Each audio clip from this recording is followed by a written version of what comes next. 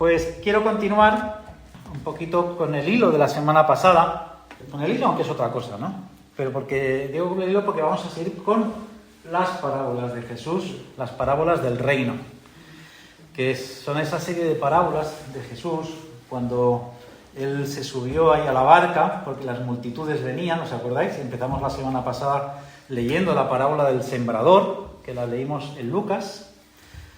¿Os acordáis?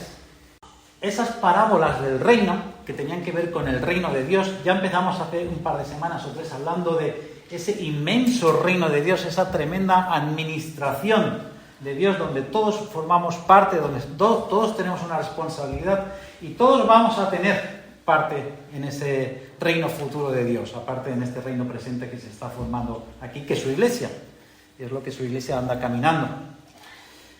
Pues una de esas parábolas, quizá la más cortita y la única que se encuentra solamente en el Evangelio de Marcos. Solo Marcos se le ocurrió rescatar esa parábola que Jesús también dijo ahí, encima de la barca, cuando dijo todas las demás, las del sembrador, la de la lámpara escondida, la de la semilla de mostaza, etcétera, etcétera, etcétera. Pues dijo esta, y ni Mateo ni Lucas la recogen. Y sin embargo, en esa pequeña parábola se recoge como en una cápsula toda la idea general de lo que Jesús está queriendo decir con el reino de Dios. Así que si me queréis acompañar, bien, y si no, lo voy a leer yo, en el Evangelio de Marcos, capítulo 4, y versículo del 26 en adelante. Pues dice así, y Jesús está ahí narrando las parábolas, y después de que ha terminado la parábola, Marcos sigue redactando y dice, decía además, o sea, además de todo lo que ya había dicho, Jesús decía, así es el reino de Dios, como cuando un hombre echa semilla en la tierra y duerme y se levanta de noche y de día y la semilla brota y crece sin que él sepa cómo, porque de suyo lleva fruto la tierra, primero hierba, luego espiga, después grano lleno en la espiga, y cuando el fruto está maduro, enseguida se mete la hoz, porque la siega ha llegado. Ya, estas son palabras hermosísimas por parte de Jesús. Es algo que, como toda buena parábola, tiene diferentes interpretaciones, o diferentes aplicaciones, mejor dicho, ¿no? Porque si bien está hablando a modo escatológico, de lo que es instaurar el reino de Dios aquí en la tierra, y cuando el Señor venga es como si pasara la hoz, también es aplicable principalmente para la iglesia, para su pueblo, para sus discípulos, que somos nosotros. Y en lugar de como la parábola de la semana pasada, ¿os acordáis que el énfasis estaba en la tierra? ¿Qué clase de tierra somos? ¿Ya nos quedó claro eso? ¿Qué clase de tierra queremos ser? Somos tierra fértil, tierra buena, ¿verdad? Donde cae la semilla, germina y trae fruto. ¿A cuánto? 100%. Exactamente. Pues en este caso, Jesús lo que hace es poner el énfasis ya no en la tierra, sino en la semilla. La semilla. Y vamos a ir un poco destripando esta parábola, un poquito versículo por versículo, ¿no? Así que nos encontramos que Jesús decía además de las parábolas que hemos visto, así es el reino de Dios. Así es el reino de Dios, así de categórico. De esta manera es el reino de Dios. Yo me imagino, igual que para muchos cristianos, nos imaginamos el reino de Dios como algo diferente, ¿no? Como algo físico, ¿no? Que hay un rey, unos súbditos. Y así es, así va a ser en el cielo. Ese es el reino, el gran gobierno de Dios. Pero ¿y aquí en la tierra? ¿Cómo es? Para los judíos que estaban escuchando, ahí había gente de todas partes, estaban sus discípulos, algunos que estaban en la barca, otros estaban en la orilla, y multitudes que habían venido de otros pueblos estaban ahí escuchando. Pero la mayoría de ellos eran judíos. Y para un judío no tenían duda de lo que era el reino de Dios. Ellos estaban esperando un Mesías que viniera a liberarlos de la opresión romana, de la opresión griega o de la opresión de Babilonia. Así llevaban 400 años esperando un Mesías que viniera a reinstaurar el reino de Dios que ellos se consideraban que eran su pueblo, el pueblo escogido. Entonces, este rey, este Mesías, va a venir a instaurar el reino de Dios, esa teocracia de nuevo, donde vamos a ser otra vez un gran pueblo fuerte ante las naciones, bien amurallado, y los que estamos dentro, los judíos, vamos a ser los súbditos. Esos somos los que pertenecemos al reino de Dios, y los que están fuera no. Así que cuando Jesús dice, así es el reino de Dios, yo me imagino que para muchos se quedaron, ¿qué va a decir este? A ver, ¿con quién se va a meter? Y efectivamente, Jesús empezó a decir cosas que no cuadraban para nada con lo que ellos tenían en mente. Jesús no iba a traer ese reino que ellos esperaban, no iba a restaurar a ese Israel, ¿no?, que ellos se sentían los únicos merecedores de ser, de tener la salvación de Dios. Para ellos era incomprensible que un gentil pudiera ser salvo. Continúa el versículo. ¿Cómo es el reino de Dios? Dice, semejante o como cuando un hombre echa semilla en la tierra. Como cuando un hombre, cualquiera, echa semilla en la tierra. Fijaos que no se le da mucha importancia a quién es ese hombre. En la otra parábola hablaba de el sembrador. Tenía cierta categoría, era el sembrador. Aquí un hombre echa semilla en la tierra. Así que el reino de Dios se asemeja a eso, un poco más, ¿no? Ahora vamos a leer. Pero aquí, aunque el papel del sembrador, de la persona que echa la semilla, es circunstancial, no es importante en esta parábola, sí que es verdad que tiene un matiz muy importante donde todos nosotros nos tenemos que identificar. Porque todos en el fondo somos sembradores de la palabra de Dios. Todos debemos de sembrar la palabra de Dios. De eso, ninguno de los discípulos de Jesús se puede escaquear de esa labor. Todos tenemos que sembrar la palabra de Dios. Y de hecho, Pablo lo recuerda bien claro. Dice, ¿y cómo oirán si no hay quien les predique? O sea, si no hay quien les siembre esa palabra de Dios. Es imposible. O sea, cuando nos preguntamos por qué la gente no cree, a veces no es simplemente por su dureza, a veces no es simplemente porque no quieran escuchar, que eso también. A veces es porque simplemente no sembramos. Así de sencillo. Entonces, para poder esperar una cosecha, primero hay que sembrar. Por lo tanto, todo creyente ha de disponer de la semilla, que es la palabra de Dios, como aprendimos, y echarla. Y la palabra echar es mucho más amplia que sembrar, porque sembrar podía ser simplemente alguien que tiene su pequeño terrenito, hace su agujero en la tierra, tiene ahí su huertecito, lo prepara, lo siembra y siembra, ¿no? Es algo ocasional y limitado, el huertito que tengo en mi casa y yo ahí siembro. Sin embargo, el hombre que salió y echó tiene más que ver que cuando nosotros por donde vamos, por donde caminamos, por donde vivimos, por donde nos desarrollamos, en el trabajo, en la universidad, en casa, con los vecinos, en la cola del pan, nosotros sembramos la palabra de Dios. Por eso dice que es como un hombre cuando echa la semilla en tierra. Por donde vamos, echamos la semilla en tierra. Es verdad que no depende de nosotros el que haya fruto, no depende de nosotros que la semilla germine. Pablo mismo hace referencia a nuestra responsabilidad de sembrar. Dice, yo sembré, Apolos regó y Dios es el que da el crecimiento.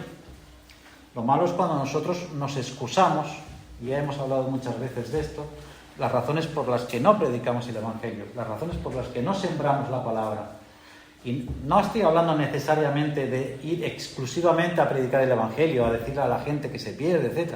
Estoy hablando de cuando nosotros nos alimentamos de la palabra, hablamos de la palabra, porque dice que de la abundancia del corazón habla la boca. Por lo tanto, aunque sea con inconversos, cuando nosotros hablamos de lo que nos ha bendecido algún versículo bíblico, estamos sembrando la palabra de Dios. Porque la palabra de Dios nunca vuelve vacía. Así que nos podemos quitar cierta tensión, cierta presión de encima con la idea de, tengo que predicarle el Evangelio a mi vecina. Tengo que predicar el Evangelio a mi tía Conchita que nunca escuchó. Qué presión, ¿no? ¿Y cómo empiezo? ¿Y cómo le empiezo a hacer la presentación del Evangelio? Tranquilos. Siembra la palabra. Lo que a ti te ha bendecido el domingo, lo que te ha bendecido en tu devocional diario, siémbralo. Siémbralo. Porque uno es el que siembra, otro es el que riega, pero es Dios el que da el crecimiento. Pero alguien tiene que sembrar y alguien tiene que regar, como vamos a ver ahora. Versículo 27. Dice, es como un hombre que echa la semilla a la tierra, dice, y duerme y se levanta de noche y de día, y la semilla brota y crece sin que él sepa cómo. Lo repito. Y duerme y se levanta, que aquí la palabra es y vela. Está velando y se levanta de noche y de día, a que se entiende diferente. Porque de la otra manera pareciera como que aquí el sembrador o el que echa la semilla se desentiende de lo que ha sembrado. Se desentiende de esa semilla que echó. Y aquí vemos que el que echó la semilla, el que sembró, va más allá. Se vela por la semilla que ha puesto. De noche y de día. Vela y se levanta. Y va a ver cómo va. Dice, y la semilla brota y crece sin que él sepa cómo. Que viene un poquito a decir lo que decía Pablo. Uno sembró, otro regó, y Dios es el que da el crecimiento. Pero alguien tiene que regar, alguien tiene que sembrar y alguien tiene que regar. ¿Y qué clase de labrador sería? ¿Qué clase de sembrador, de agricultor sería si solamente echara la semilla y se despreocupara? Bueno, pues me voy a esperar. He echado semilla de maíz que tarda 5 meses en crecer, en que eso dé fruto, en que salga una mata alta y empiece a dar maíz. Y de aquí a 5 meses voy a ver cómo está. Sería un negligente, ¿verdad? Eso sería un agricultor nefasto. Un agricultor de verdad echa la semilla y enseguida está pendiente, ¿no? Si hay pájaros que se la van a comer, planta un espantapájaros o pone ahí cosas para que los pájaros se vayan y no se coman la semilla. Trilla la tierra para que no hayan piedras y no hayan rocas y no hayan cosas que impidan su labranza. Si no llueve, está pendiente de la lluvia. Si no llueve, lo riega. Quita las malas hierbas que están creciendo, que pueden ahogar la buena semilla. Está pendiente de que si hay plagas de insectos que se coman la semilla, o de animales como los topos, como conejos. Esa es la labor del sembrador, de la persona que echa la semilla. Así que cuando leemos esta parábola y vemos que el reino de Dios es semejante a ese hombre que echa la semilla y se desvela, preocupado porque esa semilla crezca bien, aunque el fruto depende de Dios, él no sabe cómo crece ni cómo germina. Eso es una labor responsable como sembradores. He contado varias veces la historia, el chiste. Bueno, es una historia, una anécdota, ¿no? Del jardín ese, ¿no? Que estaba todo florecido, con muchas flores, margaritas, rosales, y pasa un hombre por delante y le dice, caramba, qué bella es la creación del Señor, ¿no? Qué maravilloso lo que Dios hace. Y la mujer que estaba cuidando el jardín dice, sí, pero tendría que haber usted visto cómo estaba el jardín cuando solamente lo cuidaba Dios. Y así son las cosas. Dios ha puesto una responsabilidad en nuestras manos. Un jardín, lo único que va a brotar son zarzas, espinos, malas hierbas, de vez en cuando alguna florecilla rara, entremezclada, pero no, esos jardines tipo Versalles no crecen solos, necesitan de un jardinero. Y esa es la comisión. A nosotros Dios nos ha dado una comisión. ¿Por qué no le decimos una misión? Porque la misión es de Dios y nosotros somos comisioneros con Él. O sea, Él va a hacer que su palabra prospere, que su semilla prospere, crezca y germine, pero quiere que nosotros participemos en esa misión. Por eso somos comisionados con Dios en esa labor. Y tenemos que cuidar de la semillita, tenemos que cuidar de que todo vaya bien, tenemos que cuidar de que eso crezca adecuadamente. Por eso cuando nosotros le predicamos a alguien o le hemos hablado a alguien, tenemos que hacer un seguimiento. Cuando le decimos a alguien que, mira, vamos a orar por ti, vamos a ir y preguntarle, ¿cómo te van las cosas? ¿Ha ido mejor? Para poderle recordar que hemos estado orando por esa persona. O le vamos a dedicar unas palabras, alguna promesa bíblica, algún versículo, algún salmo.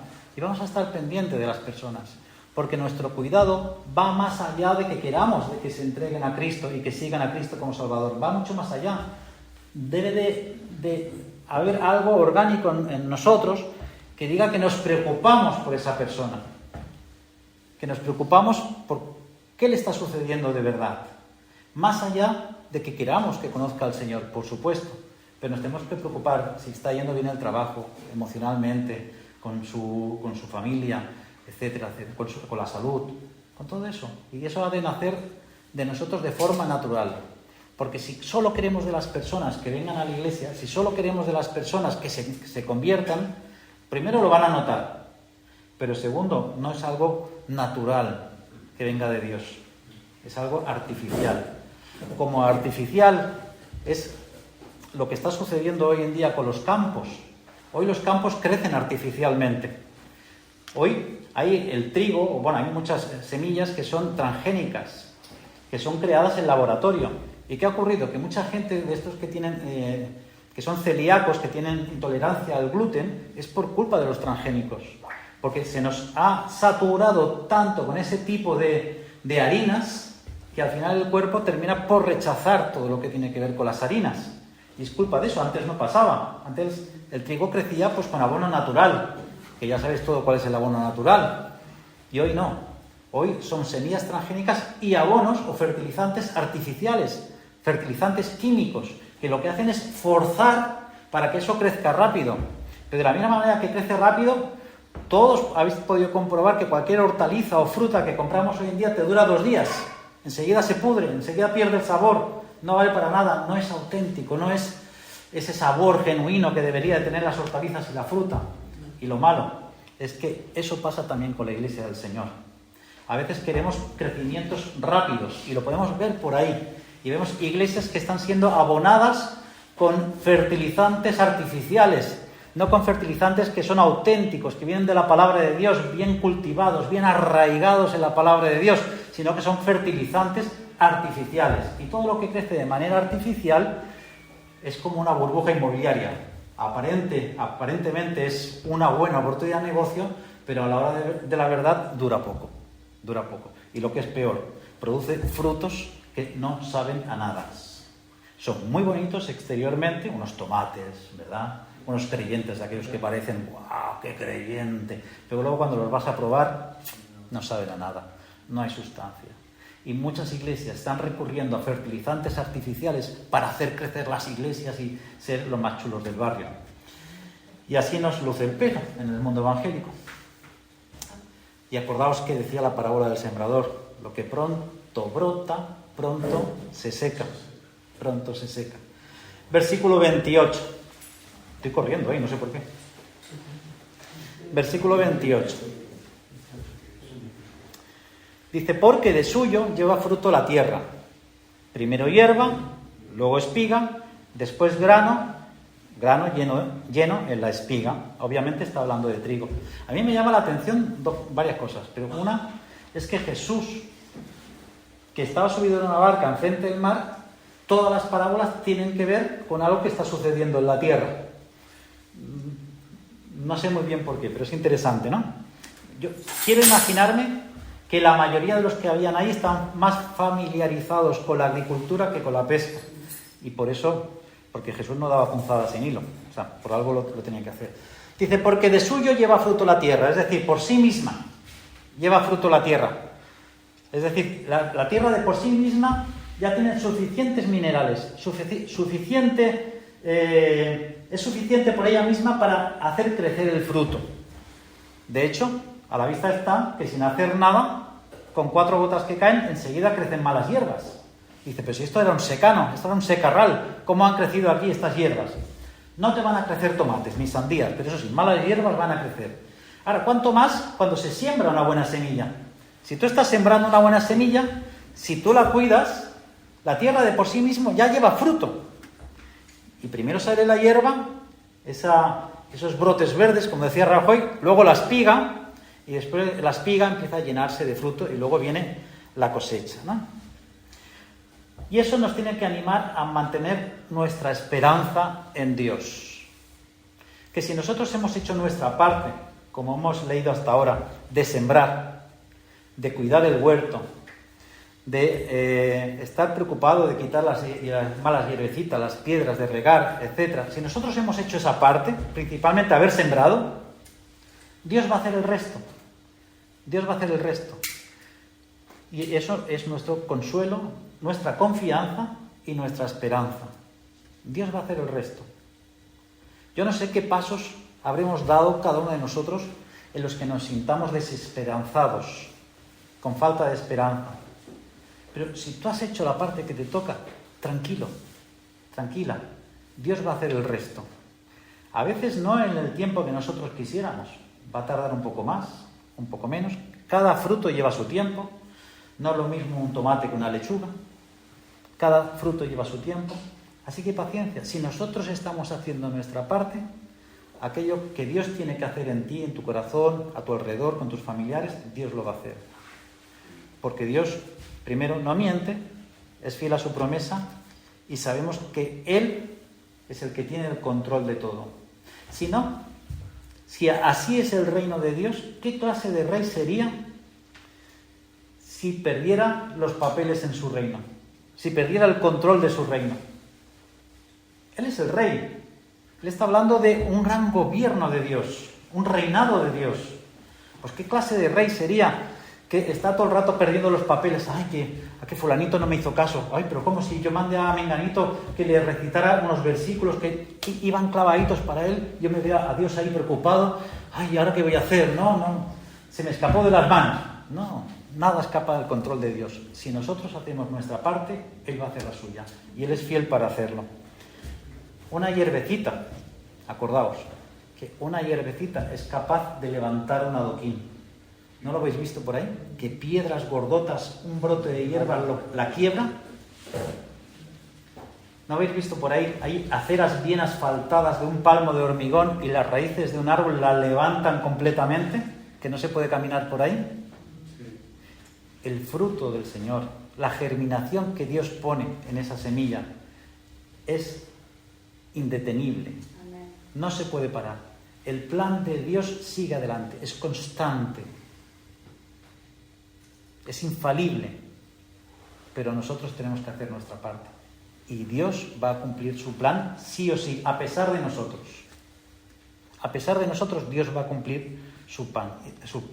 Y esa es nuestra certeza, esa es nuestra esperanza, esa es nuestra tranquilidad. Pero nos ha de llevar a que nosotros tenemos que hacer nuestra parte. Y a veces queremos cosas de Dios. Todo el mundo queremos cosas de Dios. Y a veces nos enfadamos con Dios. Pero ¿cómo me diste esta familia? ¿O cómo me diste este jefe? ¿O este compañero de trabajo? Y es que no sé qué. Esas cosas suceden. Pero tranquilos. Tranquilos. Nosotros hagamos nuestra parte. Vamos a ponernos a cuentas con Dios. Vamos a serenarnos. A estar de acuerdo a su voluntad, y Dios va a hacer el resto. Y Dios va a hacer el resto. Las cosas malas nunca van a dejar de suceder. Hay gente mala, hay cosas que nos parecen malas y no lo son, también es verdad. Hay gente que nos parece mala porque no hacen lo que nosotros queremos que hagan y no es verdad. Todo tiene un propósito debajo del sol. Todo tiene un propósito. Lo que Dios nos manda no es a analizar ni a evaluar a los demás. Dios nos manda a que nos analicemos nosotros mismos, a que nos evaluemos nosotros mismos y nos podamos mirar y decir, pues quizá no lo estoy haciendo todo bien, pues quizá hay algo que podría hacer mejor, pues quizá yo tendría que cambiar ciertas cosas de cómo recibo las amenazas para que mi vida sea más fácil de llevar, para que mi mente esté más tranquila. Y a veces nos vamos a dar cuenta que cuando nosotros nos relajamos y decimos una frase que decía una niña pequeña, una madre que estaba llorando porque había perdido el trabajo, y viene una niña pequeñita de 3 añitos, 4, y le da unos golpecitos, como hace el Mateo. Le da unos golpecitos y dice, tranquila mamá, no pasa nada, esto pasará pronto. Un consejo de vieja. No hay problema que 100 años dure, ni que cuerpo que lo aguante, ¿verdad? Vamos a evaluarnos nosotros mismos y vamos a ver cómo todo a nuestro alrededor empieza a relajarse, todo empieza a cambiar. Porque muchas veces el problema nos lo hemos creado nosotros en nuestra mente. Nuestras señales de alerta se disparan antes de tiempo y nos ponemos en guardia y a veces estropeamos el fruto y estropeamos lo que Dios quiere hacer con nuestra vida. Versículo 29. Dice, y cuando el fruto está maduro, enseguida se mete la hoz porque la siega ha llegado. Enseguida, rapidito. Mira, nosotros, así como Jesús le dice a Pedro, desde ahora serás pescador de hombres, nosotros podríamos decirnos que sí, somos pescadores de hombres, pero somos sembradores y recolectores. Porque de la misma forma que el pescar es algo que escapa un poco a nuestro control, que uno echa la caña y a ver quién pica, yo creo que el creyente debe ir un paso más allá y decir, yo soy sembrador y también recolector. Yo quiero sembrar y también quiero recoger. A veces no el mismo fruto, el que sembró otro, pero lo quiero recoger. Y otro va a recoger el que yo sembré. Os he contado la historia de mi tía Isabel y de mi prima, que yo le había predicado el Evangelio de pequeño 1000 veces hasta que me cansé. Y pasaron 10 o 15 años cuando me llama y dice, Juan Diego, que mañana me bautizo en una iglesia de estas de las tuyas. Y ahí va. Fue con su hija, fue con su yerno, para aquí y para allá, y ambas se convirtieron y se bautizaron. Yo sembré, estoy seguro, sembré hasta la saciedad, hasta aburrirlas. Pero otro se llevó el fruto, gloria a Dios. Y tenemos que ser eso, sembradores y recolectores. A veces de la misma semilla, a veces de otra, de lo que sea. Pero tenemos que sembrar. Y tenemos que sembrar ya haciendo un paralelo, no solamente la semilla de la palabra de Dios, no solamente con una intención evangelística. Tenemos que sembrar buenas acciones, tenemos que sembrar buenas intenciones. Tenemos que sembrar, como dice ese refrán tan bonito, tan romántico, donde siembres amor, recogerás amor. A veces no es así. También es verdad. Que a veces uno anda sembrando amor y recoge bofetones. Pero igual no lo recoge de ahí, pero lo recoge de otro sitio. Porque no importa dónde nosotros sembremos, pero lo recogeremos. Por eso mismo, no importa dónde nosotros sembremos enemistad, porque igual no recogemos enemistad de ese mismo sitio, lo vamos a recoger de otro lado. Lo que el mundo le llama karma, Dios le llama la siembra y la cosecha. Así que sembremos bondad, sembremos buenas intenciones, sembremos serenidad, esperanza, amor. Vamos a sembrar eso, que por uno u otro lado lo vamos a recoger, porque Dios siempre paga sus cuentas. El fruto ya está maduro. Sí que es verdad, como he dicho antes, que esta parábola tiene carácter escatológico, ¿no? Que cuando Dios venga a recoger a los suyos. Pero lo que se trata para nuestra práctica cotidiana tiene más que ver con los campos ya están blancos para la siega. Os ruego que pidáis obreros que vengan ahí a recoger la siega. O yo creo que Jesús estaba un poco acordando de aquel versículo de Joel 3:13, me parece que es, que donde dice, mete la mano a la hoz que el fruto ya está maduro. Y recoge esa misma frase y la planta aquí. Pero lo más llamativo de todo esto es que tenemos que hacerlo enseguida. Enseguida. Porque si bien es malo retrasarse en la siembra, los que saben de la siembra saben que hay un momento que no vale la pena sembrar, que vas a perder la semilla, porque hay unos tiempos para las cosas. Pero este no es el tema. Pero peor es todavía retrasarse en la cosecha, porque puedes perder el fruto, ¿verdad, Fernando?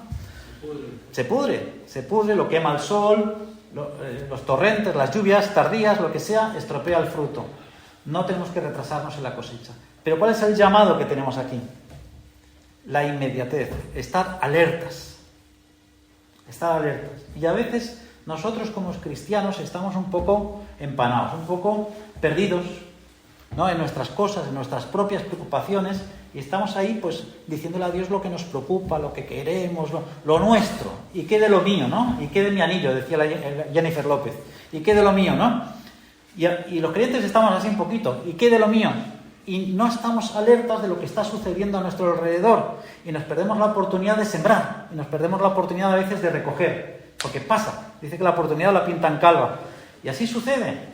A veces hay fruto que está madurito, a punto de caerse de la mata, y no lo recogemos porque no estamos alertas. Estamos pensando en nuestras cosas, en mi ministerio, en mis hijos, en mi madre, en mi abuela, en el trabajo. Está bien, pero ¿cuántas veces se nos escapa la oportunidad?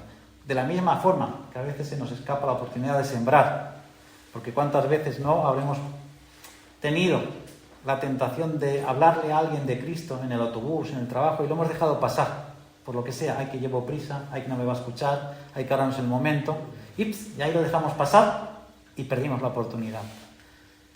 El fruto está maduro, enseguida mete la hoz.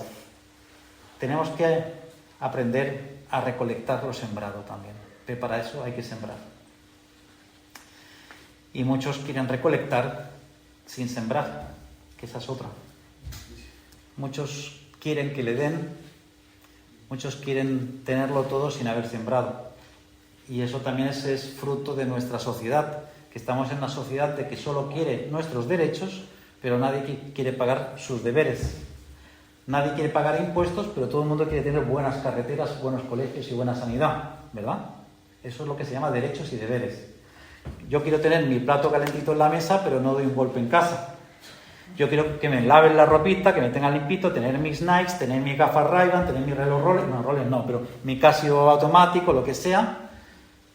Pero yo cuando veo a mi esposa le pego un gruñido, o cuando veo a mis padres les exijo encima, ¿no? Eso, yo veo a adolescentes a veces discutiendo con sus padres y dice, ¿será posible que debería estar agradecido de tener que yo no tuve? Y mi hermano sabe que está aquí, que tuvimos regalos, él heredó regalos míos. O sea, y hoy en día tienen de todo y no están agradecidos. ¿Cómo deberíamos de aprender a sembrar agradecimiento también, verdad? Deberíamos de aprender a valorar lo que tenemos a nuestro alrededor. Porque al fin y al cabo, de lo que se siembra se cosecha. Y no podemos cosechar aquello que no hemos sembrado. Así que si pedimos cosas buenas, no le pidamos peras al olmo, ¿no? Dice, si pedimos cosas buenas, que tengamos por lo menos la coherencia de haber sembrado, de haber puesto de nuestra parte. Queremos que Dios nos bendiga, queremos que Dios nos dé, queremos recibir por todas partes, pero nosotros, ¿qué estamos poniendo de nuestra parte? Queremos que se convierta gente, pero ¿estamos sembrando la palabra? Queremos sembrar la palabra, pero ¿estamos estudiando la palabra? Todo es una rueda, todo tiene sentido. Así que bueno, para concluir la explicación de esta pequeña parábola, podríamos decir que tenemos la responsabilidad de ser sembradores todos. Tenemos la responsabilidad también de cuidar el campo sembrado o la semilla. Tenemos un llamado importante a ser pacientes y perseverar y ser constantes en todo lo que hacemos y en el cuidado de la semilla y en nuestra vida cristiana. Pero también estar alertas para cuando el Señor abre las puertas o nos da la oportunidad. Y recordar una cosa. Nosotros, como ya hablamos en una ocasión, somos plantío de Jehová. Es decir, todos hemos sido semillas también. Somos sembradores, somos recolectores, pero también hemos sido semillas. Y somos fruto, y debemos de dar fruto. Somos plantas del Señor, por decirlo de alguna manera simbólica. Y si habéis visto una semilla crecer, lo primero que hace es crecer hacia abajo y a la vez va creciendo hacia arriba. Y va echando sus raíces y a la vez va buscando la luz. Y así va creciendo una planta que es saludable. Y así tenemos que hacer nosotros. Crecer, echar nuestras raíces bien profundas en la palabra de Dios, en lo que Dios nos ha revelado aquí en las Escrituras, agarrarnos con fuerza porque ese es nuestro alimento, porque de sí misma, por sí sola, ya lleva fruto la palabra, pero a la vez ir buscando y mirando hacia arriba esa luz que nos trae el Señor a través de la adoración y la alabanza. Y de esa forma vamos a crecer saludables, vamos a tener los minerales necesarios para ser cristianos fuertes, pero además vamos a tener nuestra propia fotosíntesis que nos alimenta y nos da el crecimiento para ser saludables y poder dar frutos, que sin eso es imposible.